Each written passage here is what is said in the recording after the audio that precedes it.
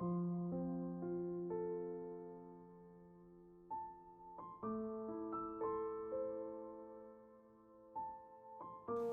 Bapak Ibu, Saudara-saudara yang terkasih dalam nama Tuhan kita Yesus Kristus.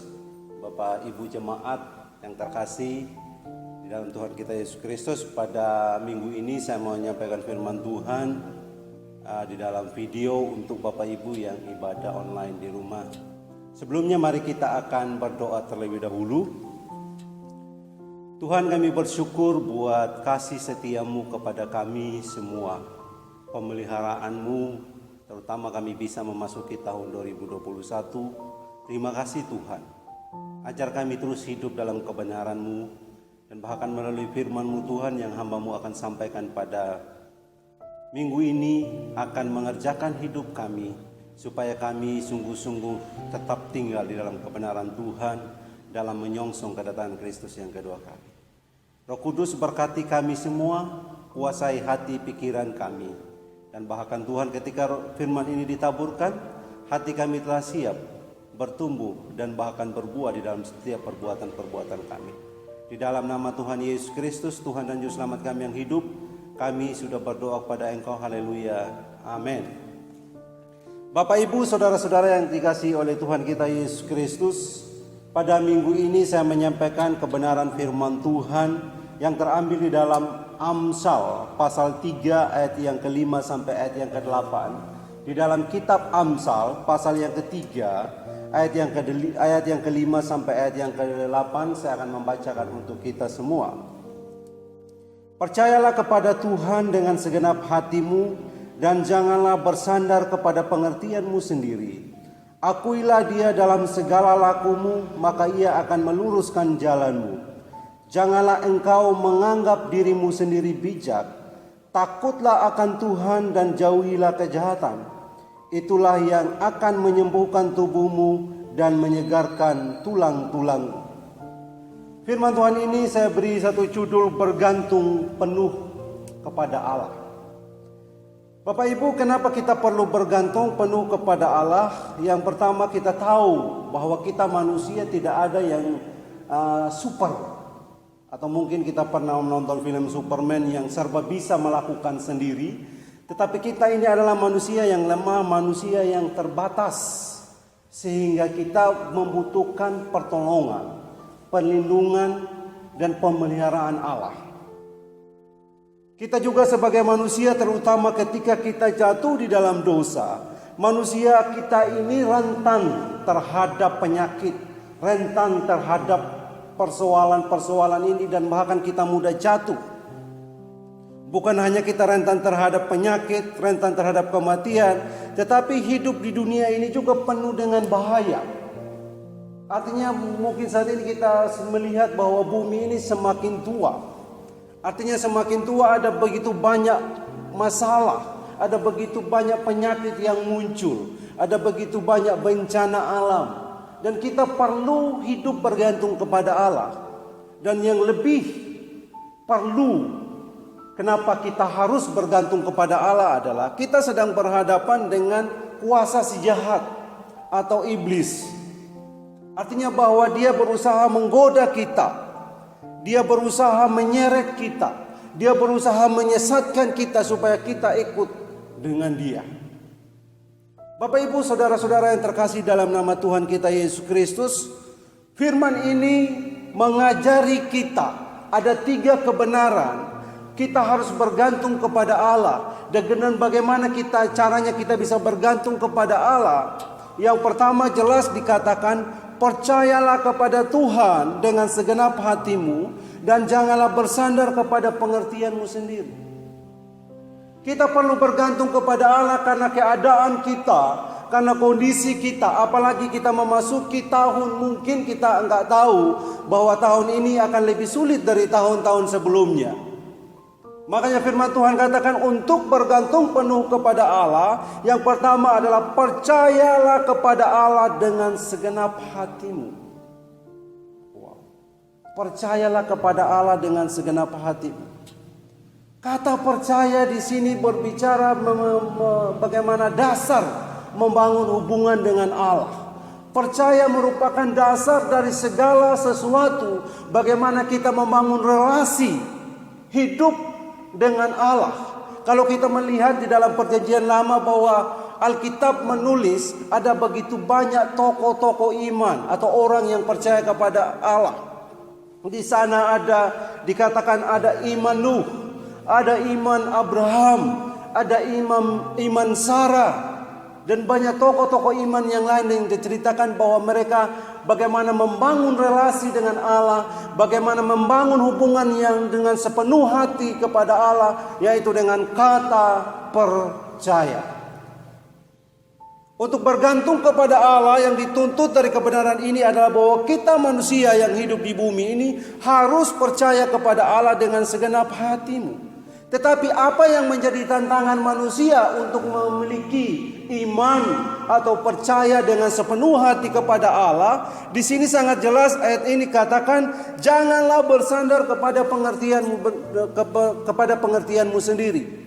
Kata bersandar kepada pengertianmu sendiri ini berbicara bagaimana kita condong mengandalkan kemampuan kita. Berbicara bagaimana kita lebih membanggakan kehebatan kita daripada kita beriman kepada Allah, daripada kita percaya kepada Allah. Sehingga dapat dikatakan bahwa jikalau seseorang mau bergantung kepada Allah, firman Tuhan katakan jelas, jangan bersandar kepada pengertian kita sendiri. Karena jikalau orang bersandar kepada pengertiannya sendiri, maka orang tersebut tidak dapat percaya kepada Allah dengan segenap hatinya. Bapak, Ibu, saudara-saudara yang dikasihi oleh Tuhan Yesus Kristus, untuk bergantung pada Allah secara penuh, firman Tuhan katakan harusnya kita harus bersandar atau bahkan memberi porsi yang lebih kepada iman percaya kita kepada Allah. Karena iman merupakan dasar dari segala sesuatu. Saya tidak berkata bahwa kita tidak menggunakan akal kita. Saya tidak berkata bahwa kita tidak perlu lagi menggunakan akal pikiran kita. Tetapi yang dijelaskan oleh firman ini adalah manakala kita lebih condong, manakala kita lebih bersandar kepada pengertian kita sendiri, sehingga menutup hati kita untuk percaya kepada Allah. Bapak Ibu mungkin kalau pernah membetulkan atap rumah, mungkin pernah memakai tangga. Tangga itu perlu disandarkan ke tembok. Artinya bahwa ketika tangga sandar ke tembok, kita percaya bahwa tangga ini dapat kuat atau dapat mengangkat tubuh kita karena dia memiliki sandaran pada tembok itu. Nah, demikian kita jikalau kita bersandar kepada pikiran kita, pengertian kita sendiri, kita sepenuhnya mengharapkan bahwa kemampuan pikir kita, kemampuan pengertian kita, itulah yang menjadi topangan hidup kita. Dan itu sangat bertentangan dengan firman Allah. Karena untuk bergantung penuh kepada Allah, kita harus sungguh-sungguh menopang hidup kita hanya kepada Allah saja. Kita percaya penuh hanya kepada Allah saja. Sehingga saya dapat katakan atau dapat menyimpulkan, jikalau orang masih bersandar kepada pengertiannya sendiri, maka pribadi tersebut tidak dapat percaya kepada Allah dengan segenap hatinya. Bapak, Ibu, saudara-saudara yang dikasihi oleh Tuhan, bersandar kepada pengertian sendiri dapat mengakibatkan kita menolak Allah. Bersandar kepada pengertian sendiri akan membuat kita menolak Allah. Bapak Ibu, saya ceritakan satu ayat, atau saya baca dulu terlebih dahulu ayat di dalam 1 Korintus pasal yang pertama ayat yang ke-18 sampai ayat yang ke-19. Saya akan membacakan 1 Korintus pasal yang pertama ayat 18 sampai ayat yang ke-19. Di sana dikatakan, sebab pemberitaan tentang salib memang adalah kebodohan bagi mereka yang binasa, tetapi bagi kita yang diselamatkan, pemberitaan itu adalah kekuatan Allah. Karena ada tertulis, aku akan membinasakan hikmat orang-orang berhikmat, dan kearifan orang-orang bijak akan kulenyapkan. Bapak Ibu, ketika Rasul Paulus menulis surat 1 Korintus, Kita bisa belajar tentang kota Korintus, merupakan salah satu kota di Yunani, merupakan kota metropolitan, kota yang memiliki pelabuhan yang besar, kota yang ramai, dan kota Korintus itu terkenal dengan kecongkakan intelektual. Kenapa Bapak Ibu? Karena di kota itu tinggal begitu banyak filsafat Yunani, orang-orang filsuf, orang-orang pandai, orang-orang memiliki pengertian yang tinggi. Sehingga dengan pengertian mereka, mereka menolak pemberitaan salib Kristus. Artinya Bapak Ibu bahwa ketika mereka mengandalkan pengertian, ketika mereka mengandalkan hikmat mereka, mereka akhirnya menolak Injil Kristus. Karena mereka merasa kayaknya nggak masuk akal sih itu. Karena bagi mereka untuk percaya kepada segala sesuatu harus masuk di dalam pengertian mereka, di dalam pikiran mereka, dan mereka tidak percaya kepada Allah. Bapak Ibu, saudara-saudara yang dikasihi Tuhan, hari-hari ini kita juga diperhadapkan dengan hal-hal yang seperti itu. Ada banyak orang kemudian tidak lagi percaya kepada Allah, karena mereka ditawan oleh pengertian mereka sendiri. Ada banyak hal yang tidak dapat dipahami dengan akal, Bapak Ibu. Ada banyak hal kejadian yang seolah-olah ini tidak masuk akal.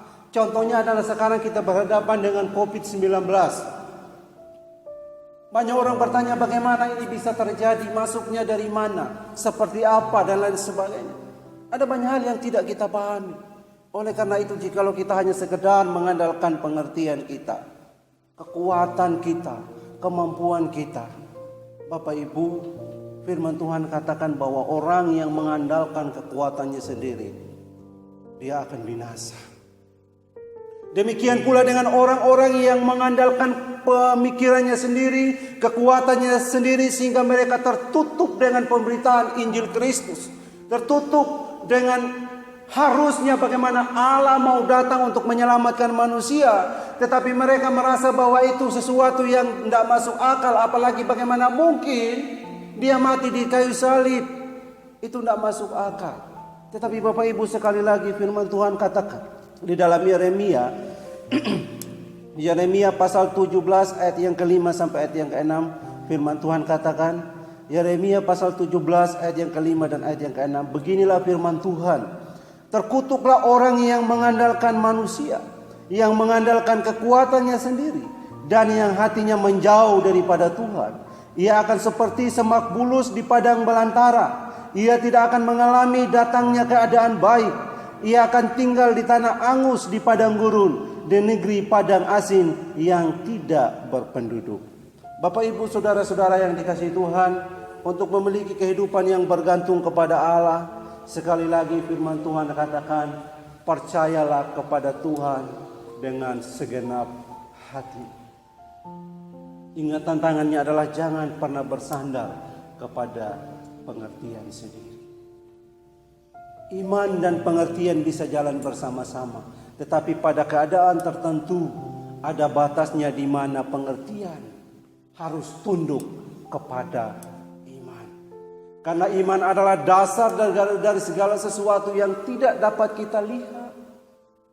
Dasar dari segala sesuatu apa yang kita harapkan, itu yang ditulis di dalam Ibrani.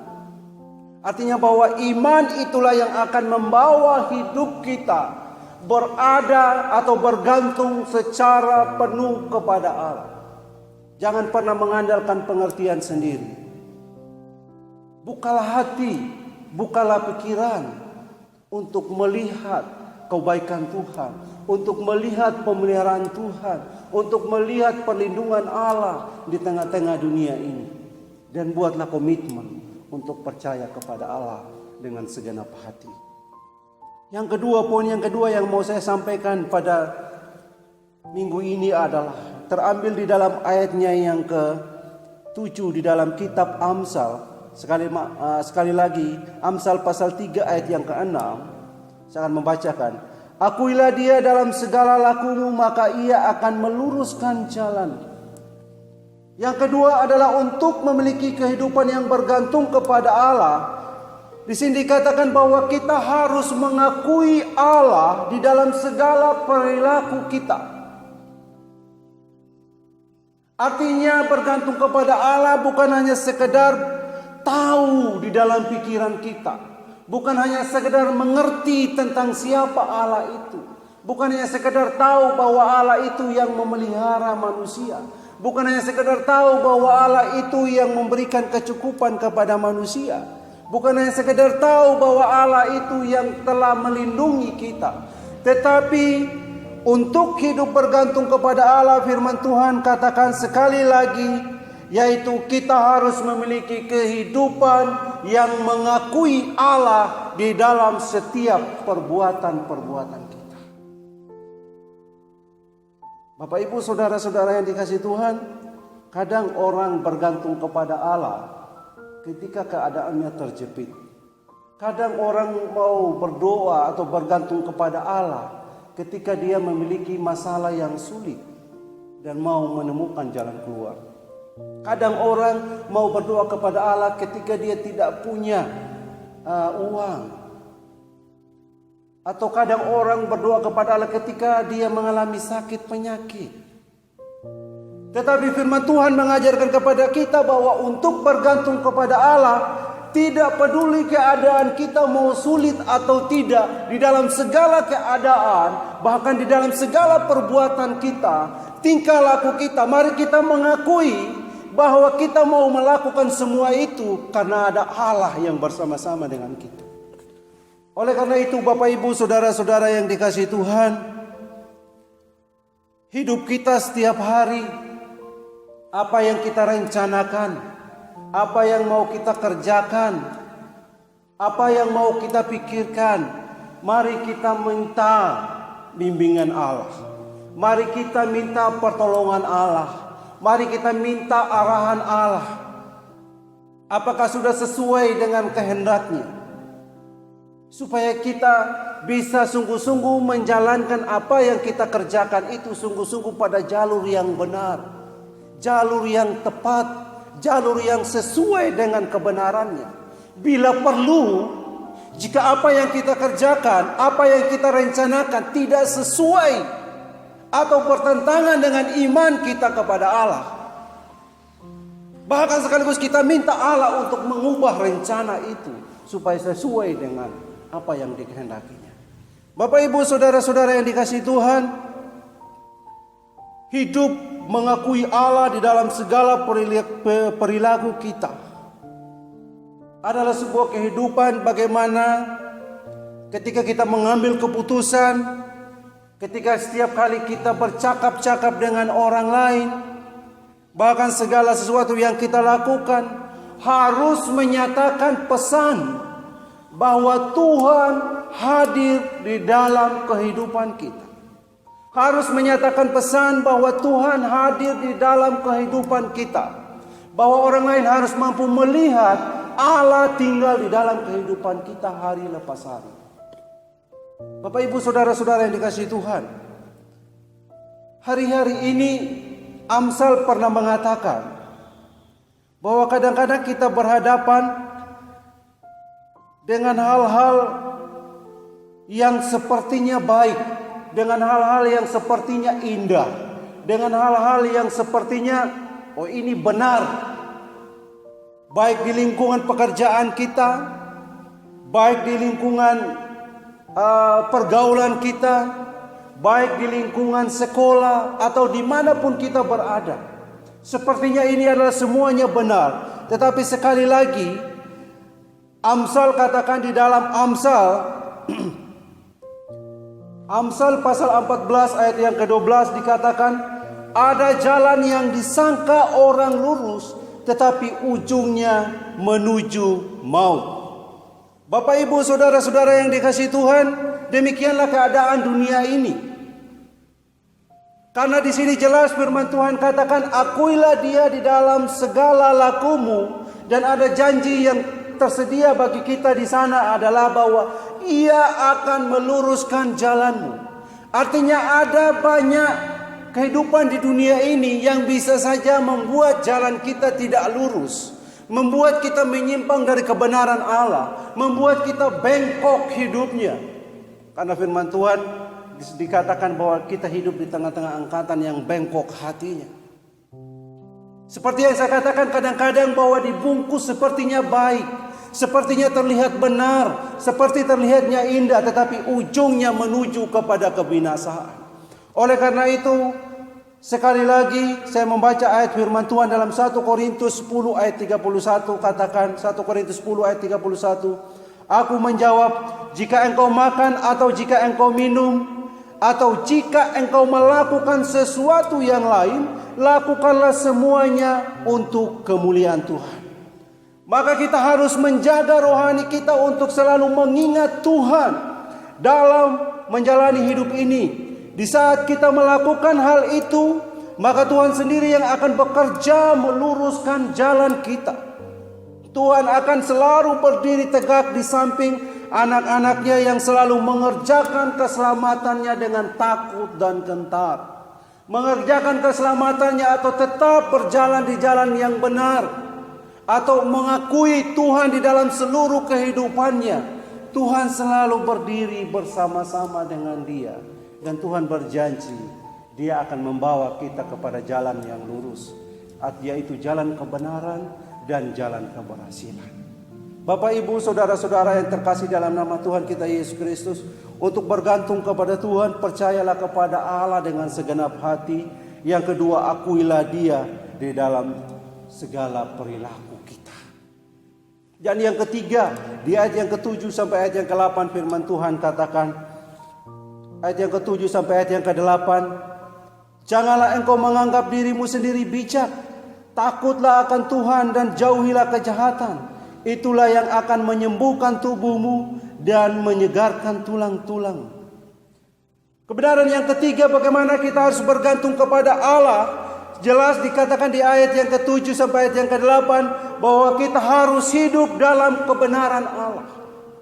Kalau yang pertama untuk bergantung kepada Allah, yaitu kita harus percaya kepada Allah dengan segenap hati kita, mengakui dia di dalam segala perilaku kita. Dan yang ketiga adalah bahwa kita harus hidup dalam kebenaran Allah. Firman Tuhan di sini katakan, takutlah akan Tuhan dan jauhilah kejahatan. Artinya adalah bahwa takut akan Tuhan berbicara tentang bagaimana kita menghormati Allah. Bagaimana kita tidak meremehkan Allah dan firman-Nya. Kalau kita mengingat kembali bagaimana kejadian pertama, manusia pertama Adam dan Hawa jatuh dalam dosa. Di sana dikatakan bahwa dosa merupakan pelanggaran terhadap hukum Allah. Tetapi sebenarnya lebih daripada itu, di sana dosa terjadi karena ada pribadi-pribadi yang meremehkan Allah. Artinya tidak takut kepada Allah, tidak menghormati Allah, justru meremehkan Allah. Oleh karena itu Bapak Ibu saudara-saudara yang terkasih dalam nama Tuhan kita Yesus Kristus, sekali lagi firman Tuhan katakan, jangan menganggap diri sendiri bijak. Karena jika kita menganggap diri kita sendiri bijak, itu akan membuat rasa takut kita kepada Allah akan hilang, dan kita berakhir kepada kejahatan. Oleh karena itu Bapak Ibu saudara-saudara, kebergantungan penuh kepada Allah pada tahap ini merupakan hal yang sangat mendasar dan sangat urgent. Kenapa? Karena ketika kita hidup di tengah-tengah dunia ini, maka kita harus selalu menggunakan kesempatan ini untuk senantiasa hidup di dalam kebenaran Allah. Pada tahap ini lebih berbicara bukan lagi kita bergantung kepada Allah hanya untuk pemenuhan kebutuhan sehari-hari, bukan hanya untuk sekedar memenuhi nafsu kita, tetapi pada bagian ini kebenaran untuk bergantung kepada Allah, maka kita bergantung supaya kita hidup di dalam kebenaran Allah.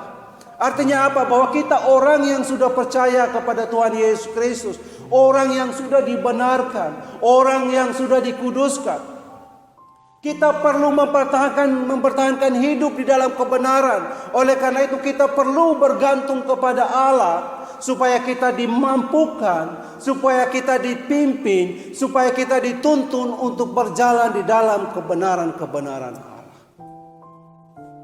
Sekali lagi, kalau saya berbicara tadi dari awal tentang pemenuhan kebutuhan, tetapi pada bagian ini orang harus bergantung kepada Allah untuk hidup di dalam kebenaran.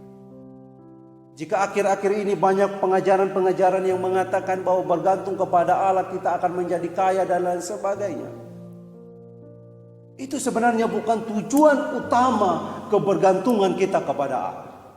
Karena tujuan utama kebergantungan kita kepada Allah adalah supaya kita dimampukan untuk hidup sesuai kebenarannya, untuk hidup sesuai jalur yang sebenarnya. Firman Tuhan katakan di dalam Matius pasal 10 ayat 28, firman Tuhan katakan, "Dan janganlah kamu takut kepada mereka yang dapat membunuh tubuh, tetapi yang tidak berkuasa membunuh jiwa. Takutlah terutama kepada Dia yang berkuasa membinasakan baik jiwa maupun tubuh di dalam mereka."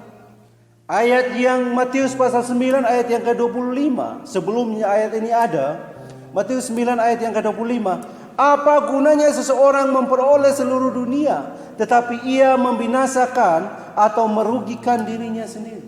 Pernyataan ini memberikan pengertian kepada kita. Sekalipun kita mungkin memiliki harta yang banyak, uang yang banyak, ketika kita bergantung kepada Allah hanya untuk hal-hal materi, kalaupun kita diberkati penuh kepada Allah, setiap hari dipenuhkan kebutuhan-kebutuhan kita, tetapi jikalau kita binasa, atau jiwa kita binasa, masuk di dalam neraka, apa gunanya harta yang kita miliki? Mungkin kita bergantung kepada Allah hanya ketika kita sakit, tetapi ketika kita sembuh dari sakit itu, tetapi kalau kita tidak berada dalam kebenaran, apa gunanya kesembuhan itu jikalau kita pasti akan binasa di dalam neraka? Oleh karena itu, Bapak Ibu saudara-saudara yang terkasih di dalam nama Tuhan, untuk bergantung kepada Allah, sekali lagi bergantunglah kepada Allah, yaitu harus hidup di dalam kebenaran Allah. Firman Tuhan katakan, "Itulah yang akan menyembuhkan tubuhmu dan menyegarkan tulang-tulangmu." Orang yang hidup dalam kebenaran, janjinya adalah bahwa itulah yang akan menyembuhkan tubuhmu dan menyegarkan tulang-tulangmu. Hidup dalam kejahatan, iri hati, dendam, duka cita, kepahitan dan semua jenis kejahatan akan menimbulkan banyak penyakit di dalam tubuh kita. Akan menimbulkan kematian yang cepat, baik secara jasmani maupun secara rohani. Tetapi sebaliknya, orang yang hidup dalam kebenaran akan membuat kita menjadi orang yang sabar, penuh pengharapan, sukacita, damai sejahtera, mampu menguasai diri, mampu mengendalikan pikiran kita. Itu akan memelihara tubuh kita, akan memelihara jiwa kita, dan bahkan kita akan sehat, dan bahkan juga sesuai dengan janji firman Tuhan. Itulah yang akan menyembuhkan tubuhmu dan menyegarkan tulang-tulangmu. Dan orang yang hidup dalam kebenaran atau bergantung kepada Allah untuk hidup dalam kebenaran, maka dia adalah orang yang pasti hidupnya diselamatkan oleh Tuhan. Bapak Ibu saudara-saudara yang dikasihi Tuhan, kebenaran, ada 3 kebenaran yang saya sampaikan pada minggu ini. Untuk bergantung penuh kepada Allah, firman Tuhan katakan, percayalah kepadanya dengan segenap hati kita, akui Dia dalam segala laku kita, dan terus hidup dalam kebenarannya. Amin. Mari kita berdoa. Tuhan, kami bersyukur buat firman Tuhan pada minggu ini yang mengajarkan kepada kami untuk senantiasa kami bergantung penuh kepada Allah. Karena kami tahu bahwa di tengah-tengah dunia ini Tuhan, kami berjalan di dalam ketidakpastian. Ada banyak hal yang bisa saja menghancurkan atau membinasakan hidup kami. Entah dari keadaan alam atau berdatangnya dari si jahat. Tetapi kami mau bergantung penuh kepada Allah. Dan firman Tuhan telah mengajari kami untuk kami percaya kepada Allah dengan segenap hati kami. Untuk kami mengakui Dia di dalam segala perilaku kami. dan bahkan Tuhan untuk kami terus hidup dalam kebenaran. Biarlah firman Tuhan ini Tuhan bertumbuh dan oleh Roh Kudus kami dimampukan untuk berbuah dalam setiap kehidupan kami. Di dalam nama Tuhan Yesus Kristus, Tuhan dan Juru Selamat kami yang hidup, kami sudah berdoa pada Engkau. Haleluya. Amin.